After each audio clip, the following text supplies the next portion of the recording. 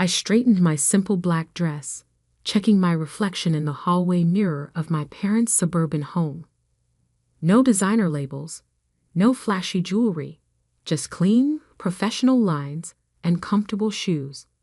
The kind of outfit you'd expect from someone who spent their days managing warehouse logistics. "Safia," Mom's voice carried from the dining room. "Everyone's waiting." Everyone meant my brother Michael, the successful real estate developer, his wife Amanda with her family money and country club membership, and my parents' carefully curated collection of family friends, all gathered to celebrate Dad's retirement from his mid-level banking job. I took a deep breath, remembering why I'd agreed to come tonight. 10 years of condescension, of subtle jabs about my career choices, of being the family disappointment. It was all about to change. They just didn't know it yet. "There she is," Mom said as I entered, her smile not quite reaching her eyes. "We were just telling the Andersons about Michael's new development project." "The luxury condos?" Michael lounged in his chair, Rolex catching the light. "Breaking ground next month. Just need that construction loan to finalize." I nodded, taking my seat at the far end of the table, my usual spot, away from the important conversations. A text buzzed on my phone. "All set for tomorrow, boss. Banks open at 9. "How's your job, Safia?" Mrs. Anderson asked, clearly struggling to remember what I did. Before I could answer, Mom jumped in. "Oh, Safia's between things right now, still figuring out her path." "Actually," I started. She manages a warehouse," Michael interrupted with a smirk. "Inventory and shipping. Very exciting stuff." The table rippled with polite murmurs and quickly changed subjects. I sipped my water, watching Mom shoot me a warning look. "Don't embarrass us," that look said. "Know your place." If they only knew. 10 years ago, fresh out of college with my logistics degree, I'd taken a job as an assistant manager at Global Freight Solutions. While Michael was busy partying through business school, I was learning every aspect of the supply chain industry. While he networked at cocktail parties, I built relationships with truck drivers, customs agents, and dock workers, the people who actually made global commerce possible. "Did you hear?" Amanda's voice cut through my thoughts. "The Richardson's daughter just made junior partner at her law firm. Wasn't she in your class, Safia?" "She was," I replied calmly. "Jessica's doing well." "See," Mom seized the opening. "It's not too late to go back to school, honey. Law school, maybe an MBA, something respectable." I set down my fork. "I like my job, Mom." "Sweetheart," Dad joined in, his tone patronizing. "You're too smart to spend your life in a warehouse." Even that nice Martinez boy from church became a dentist. The nice Martinez boy had also asked me out last month, then ghosted me after learning what I did for a living. Is loss. "Speaking of careers," Michael said, "Amanda and I are looking at vacation homes in Aspen. Once this development deal goes through, we'll finally be able to afford." "If it goes through," I murmured. The table went quiet. "What's that supposed to mean?" Michael demanded. I shrugged. "Construction loans are tough right now. Banks are tightening requirements, especially for luxury developments. And you know this because—" Amanda's voice dripped with disdain. "Just something I heard at work." Mom stood abruptly. "Safia, help me with dessert." In the kitchen, she rounded on me. "What are you doing?" "Your brother has important people at this dinner. People who could help your career if you just—" "Just what, Mom? Pretend to be something I'm not." "Don't mention your pathetic job again," she hissed. It's embarrassing enough having to explain to our friends why you waste your potential in some warehouse. I thought about the documents waiting in my briefcase, about the meetings scheduled for tomorrow, about the empire I'd built while they weren't paying attention. Who wants a warehouse manager in the family? Michael called from the dining room, loud enough to carry. Probably can't even afford the maintenance fees at my new development.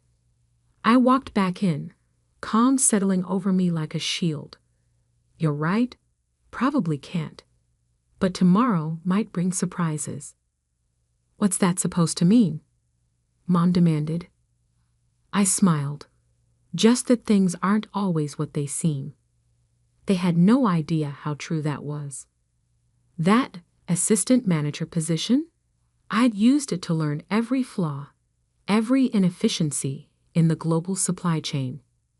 While my bosses focused on quarterly reports, I developed a revolutionary logistics software system. When they passed me over for promotion, I quit and started my own company. Atlas Logistics began in my garage apartment, just me and a laptop. But I understood something my family never had.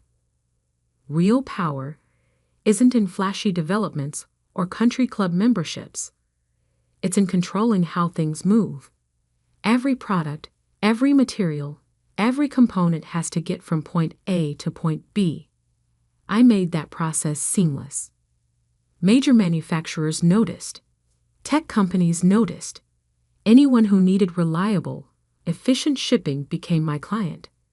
Atlas grew silently, deliberately, until we controlled logistics for half the country's major retailers. I kept my old warehouse job title, working from the front lines, seeing opportunities others missed. The office politics and backstabbing that consumed my brother's world meant nothing in mine. I built something real. And tomorrow, when Michael's loan application crossed my desk, because yes, I owned the logistics company that the bank used to verify supply chain stability for construction projects, everything would change. More wine, Sophia. Amanda offered condescendingly. Drown your sorrows about that warehouse? I declined politely. Early meeting tomorrow. Oh, counting boxes. Michael laughed at his own joke. Something like that. The rest of dinner passed in a blur of subtle digs and pointed comments. Mom kept trying to set me up with successful men from church. Dad hinted at job openings at his bank. Michael bragged about his development plans. I let them talk. In my car later that night, I called my assistant. Everything ready for tomorrow? Yes, Ms. Martinez. The bank's due diligence team will discover that the proposed construction site has severe supply chain vulnerabilities. Atlas Logistics' report will effectively kill the loan. Unless they contract exclusively with us for all materials transport. At premium rates. I smiled. And who owns Atlas Logistics? On paper, a dozen shell companies. In reality, you're the sole owner and CEO. Worth approximately $300 million as of last quarter. Tomorrow, my family would learn that their embarrassing warehouse manager controlled one of the largest logistics networks in the country. That Michael's success or failure depended entirely on my company's approval. That every snide comment, every dismissive gesture had been directed at someone who could buy and sell their whole world 10 times over. But tonight, I drove home to my modest apartment above the warehouse. Tomorrow would come soon enough. A text from Mom. Hope you'll think about what we discussed. Law school applications are still open for spring. I didn't reply. The numbers in my company's books would reply for me soon enough. The bank's conference room had the sterile, polished feel of every financial institution I'd ever visited. But today, sitting quietly in the corner while Michael presented his development proposal, I savored every detail. As you can see, Michael gestured to his sleek slides. The Pinnacle at Highland Park will redefine luxury living in our city. 40 stories, premium amenities, spectacular views. I watched the loan committee's faces. 5 senior bankers who'd evaluate the $50 million construction loan application. Mom and Dad sat near Michael, beaming with pride. They'd called in favors to get this meeting at the prestigious First National. Very impressive, Mr. Martinez, the committee chair said. However, we have some concerns about supply chain stability. In today's market, oh, that's all arranged, Michael waved dismissively. We've got contracts with multiple suppliers. Actually, a new voice spoke up. That's why I'm here. Everyone turned as Thomas Bradford, CEO of First National Bank, walked in. My parents' eyes widened. The CEO himself rarely attended loan committees. Tom, Dad stood, eager to leverage his old banking connection. What a pleasant surprise. Bradford nodded politely, but kept his eyes on his tablet. We've received some concerning reports about the project's logistics viability. According to Atlas Logistics, the color drained from Michael's face. Atlas was the gold standard in supply chain analysis. Their reports could make or break major projects. Atlas, he stammered. But they're just a logistics company. Surely the bank doesn't. Atlas Logistics, Bradford continued, controls 80% of construction material transport in this region. Their analysis suggests severe supply chain vulnerabilities at the proposed site. Without their support, material costs could increase by 40%. Michael's perfect presentation was crumbling. But we can find other transport companies. In theory, yes. In practice, Atlas has exclusive contracts with most major suppliers. They've revolutionized the industry. Very impressive company. Very private. I shifted in my seat, enjoying the show. What do you suggest? Mom asked anxiously. Well, Bradford checked his notes. Atlas has indicated they might consider a premium service contract. If you're interested, their CEO is actually here today. Michael looked around frantically. Here? Where? I stood up slowly, smoothing my simple black dress. Right here. The silence was absolute. No, Michael whispered. Yes, Bradford smiled. Ms. Martinez has been one of our most valuable clients for years. Atlas Logistics holds significant accounts with us. Mom's hand flew to her mouth. Dad seemed to age 10 years in 10 seconds. Michael just stared, his expensive suit suddenly seeming like a child's costume. You, he managed finally. You're Atlas. Founded it 10 years ago, I said calmly, while managing that embarrassing warehouse job. But you never said anything.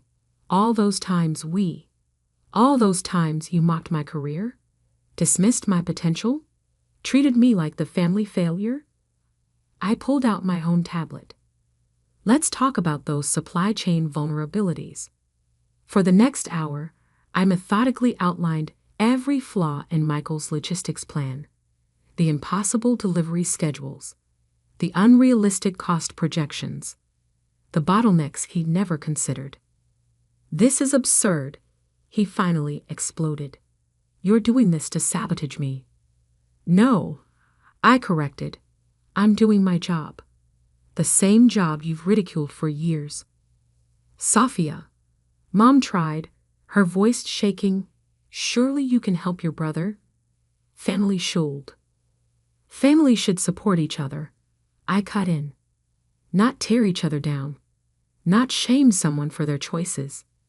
Not decide someone's worth based on appearances. Bradford cleared his throat. Perhaps we should discuss Atlas Premium service option. I pulled up the contract. Triple our standard rates. Exclusive 5-year commitment. Non-negotiable. Triple? Michael choked. That would eat most of our profit margin. Welcome to the real world of logistics, brother, where actual work matters more than flashy presentations. Dad finally spoke up. All this time, while we were pushing you to change careers, I was building an empire. I finished. One warehouse at a time. One contract at a time. One innovation at a time. The loan committee shifted uncomfortably. Without Atlas's support, the project was effectively dead. Michael knew it. My parents knew it. Everyone in that room knew it. The premium contract, Michael said finally, defeated. Can we see the terms? I sent the document to his tablet. As he read, his face went through a fascinating range of emotions. Shock at the costs, anger at the conditions, and finally, devastating realization at the signature block. This has to be approved by the CEO personally. That's right. I smiled. That would be me. The warehouse manager you're so ashamed of. Mom started to cry quietly. Dad stared at his hands. The loan committee tried to look anywhere but at our family drama. Mr. Bradford, I said, standing. I believe we're done here. Unless my brother would like to revise his proposal. I'll need time to recalculate, Michael mumbled. As I walked out, Bradford fell into step beside me. That was rather dramatic. Sometimes lessons need to be dramatic to stick. And the premium contract. Will you actually enforce those rates? I thought about years of snide comments, of dismissive gestures, of being the family embarrassment. That depends, I said, on what I hear at the next family dinner. In the elevator, my phone buzzed with messages. Mom begging me to reconsider. Dad asking to meet. Michael's wife, Amanda, suddenly very interested in getting coffee. But the message that caught my eye was from our warehouse supervisor. Loading dock needs approval on the Johnson shipment, boss. I smiled. Time to get back to my embarrassing job. The news spread through our social circle like wildfire. Sophie Martinez, the warehouse manager, was actually a business mogul. My parents' phones exploded with calls from friends suddenly eager to reconnect with their successful daughter. I ignored it all, focusing on what I'd always focused on, running my company. Ms. Martinez, my assistant Sarah, called through the intercom. Your mother's here. Again. It had been 2 weeks since the bank meeting. 2 weeks of avoided calls and declined invitations. But I couldn't hide forever. Send her in. Mom looked different. Smaller somehow, without her usual perfectly coordinated outfit and immaculate makeup. She clutched her purse like a shield. This is where you work, she asked, looking around my office. Not the corner warehouse office she'd imagined. Instead, the entire top floor of downtown's most prestigious building. Floor-to-ceiling windows overlooked the city, including the empty lot where Michael's development should have been rising. This is one of my offices, I replied. I'd prefer being at the warehouses, where the real work happens. Why didn't you tell us? The question burst out of her. All these years, we thought. You thought what you wanted to think, Mom. You saw a warehouse manager and decided that wasn't good enough. Never asked what I actually did. Never showed interest in my work. We were worried about you. Living in that tiny apartment, working those long hours. That apartment is above our main distribution center. I lived there because I wanted to, not because I had to. I gestured to the city view. I could have bought this building years ago, but flash and status. that was never my goal. She sank into a chair, looking lost. Your father hasn't slept since we found out. He keeps talking about all the times he tried to get you entry-level bank jobs, thinking he was helping. And Michael? He's struggling. The development deal fell through completely. No other logistics company will touch it after Atlas declined. I pulled up my tablet, showing her Atlas's real-time operations map. Thousands of dots moving across the country, trucks, ships, planes, all coordinated through our systems. This is what I built, Mom. While you were embarrassed by my job, I was revolutionizing how goods move around the world. While you were trying to set me up with dentists and lawyers, I was building something that actually matters. I'm so sorry, she whispered. We were so wrong. A knock interrupted us. Sarah again. Sorry, Ms. Martinez, but we have a situation at the Port of Seattle. Major weather delay, affecting the tech corridor shipments. Give me a minute. I turned back to Mom. This is why I love my job. Real problems, real solutions, not just status and appearances. She watched in silence as I coordinated with our port managers, rerouting shipments through alternate channels, adjusting schedules in real time. Millions of dollars of goods, thousands of jobs, all depending on quick, smart decisions. You're amazing at this, she said finally. I always was. You just never saw it. Another knock. This time Michael, looking uncomfortable in a cheap suit. Sophia, He stopped, seeing Mom. Oh, I can come back. Stay, I said. Family meeting might as well be now. He sat heavily, avoiding my eyes. I lost everything, he admitted. The development deal, my investors, even Amanda. She left. Says she didn't marry a failure. He laughed bitterly. Funny, that's how we treated you all these years. Michael, I began, but he cut me off. No, let me finish. I was so busy playing big shot developer, I never actually learned the business. Not like you did. You started from the ground up, learned every detail, built something real. Mom wiped her eyes. We were such snobs. All that time bragging about Michael's projects. And our real success story was right there, managing warehouses. My phone buzzed.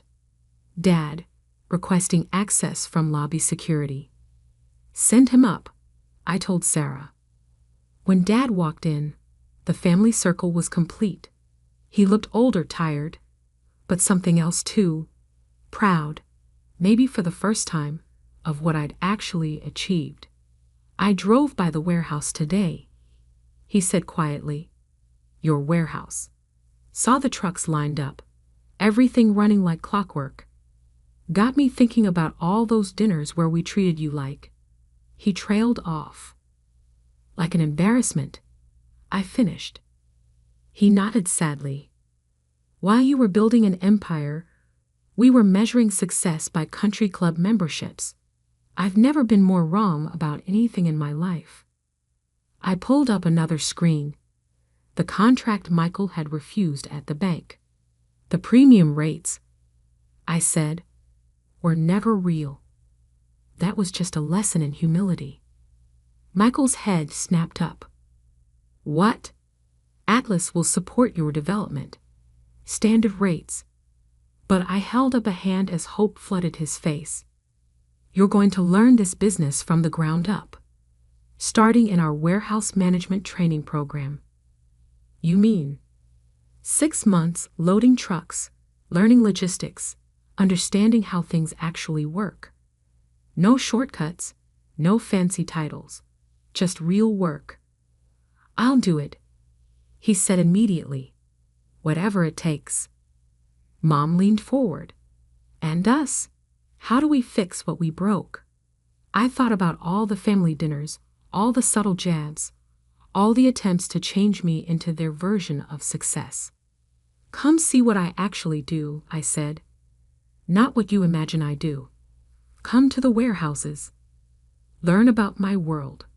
Stop being ashamed of honest work." The next month wrought changes no one could have predicted. Michael traded his Rolex for a safety vest, learning logistics from the ground up. Mom started volunteering at our workforce development program, helping employees earn their GEDs. Dad became fascinated by our technology, often spending hours understanding our systems. The family dinners changed too. Now they were at my apartment above the warehouse, with conversations about real work, real challenges, real achievements. No more social climbing, no more status anxiety.